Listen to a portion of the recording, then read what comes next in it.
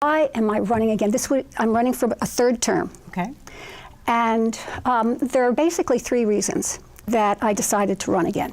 One is the fact that I've already served 2 terms on House Government Operations, and I have learned a ton. And in my mind, knowing what I now know, the depth and the breadth of what I know with regard to the issues that are within our jurisdiction on that committee, it's just not wise to not use what I now know and understand. A second reason that I chose to run again is that being in this position, I have found that I am able to help on a very one-on-one way so many of my constituents with their personal issues, their problems, concerns, things they need some help getting answers for. And as a legislator, you have certain access that others might not have. And you get responses.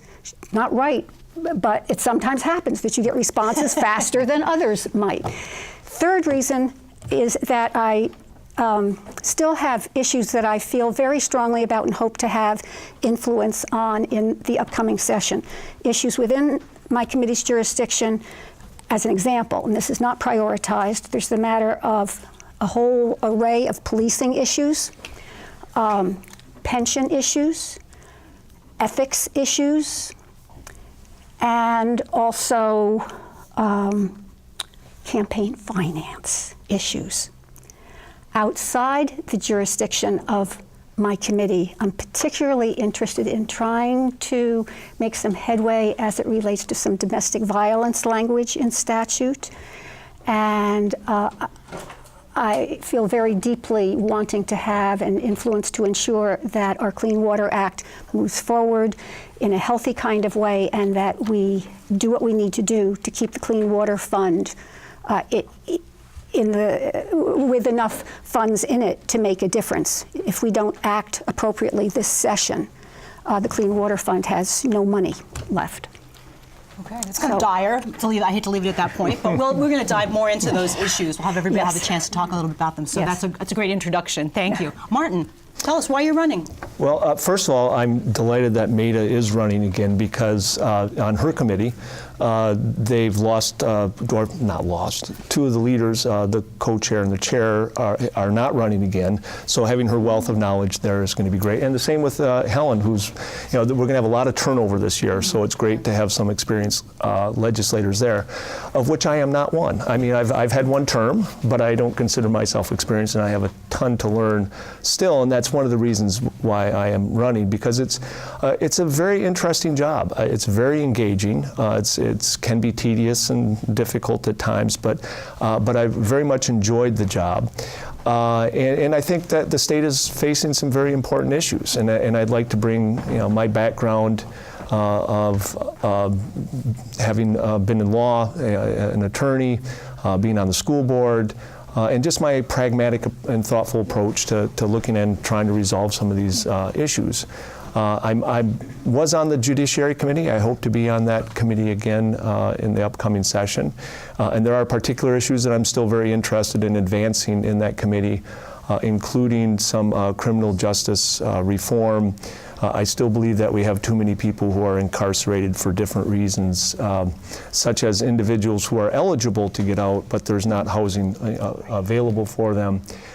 People are put back into jail because of technical violations of probation, and I think that should be changed. And also, I think there are some, it's not as big of a problem in Vermont, but individuals are denied bail because they don't have money to pay for bail, and that should not be a reason to keep people in jail. So that's one issue. Access to justice is another important issue, and that's just making sure our courts are functioning well, and the fact that we have a growing number of defendants and plaintiffs in civil cases who are unrepresented.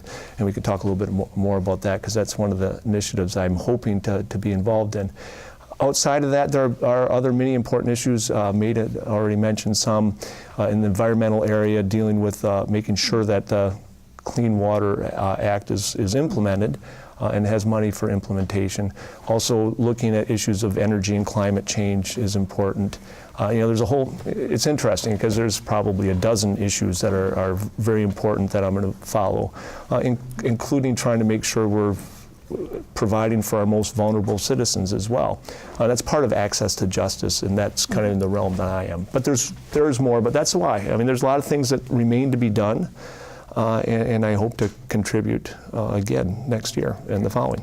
Thanks. And Martin, just tell us where your district is in South Burlington. Oh, I'm sorry. Yeah, it's District 7-1, and it is from Spear Street. There's a section that is between Dorset, Dowland Farms, and Swift, and then Spear down to the lake. Okay, good, great. Thank you very much. Helen, tell us why you're running. Well, we have a number of common concerns, which is part of what makes it so easy to work together with both Martin and Maida.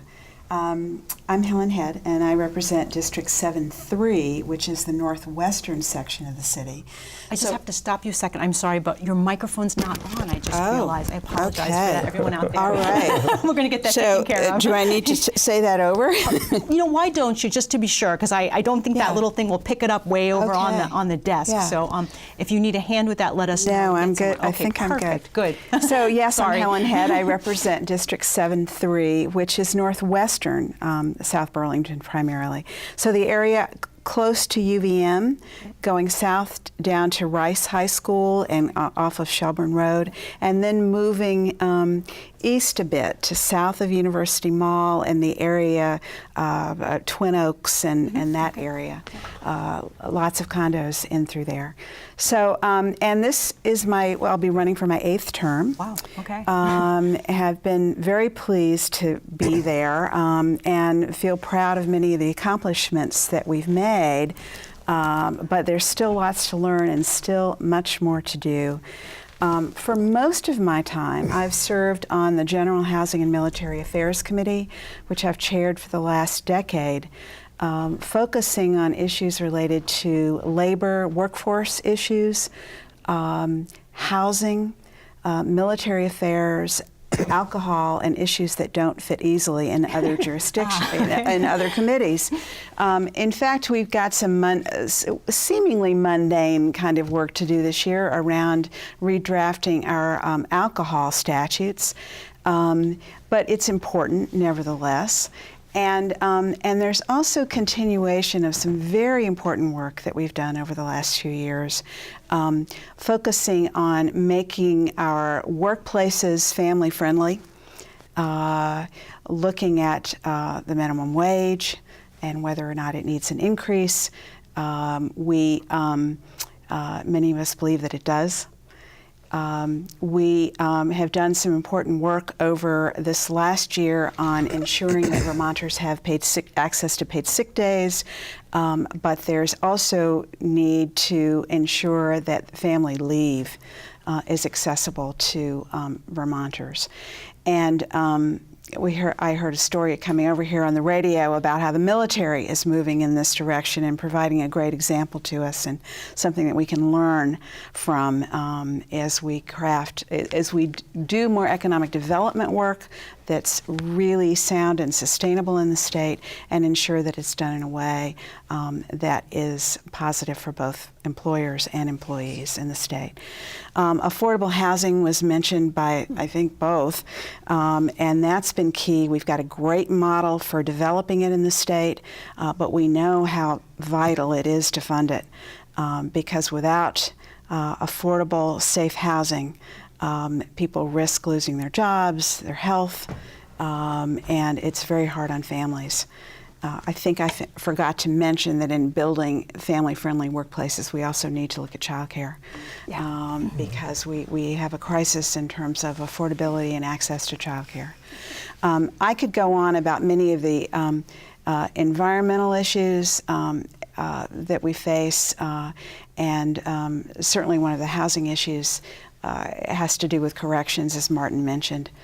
We have to ensure that we are not over-incarcerating people in the state. Right now we spend more on our corrections budget than we do on higher education.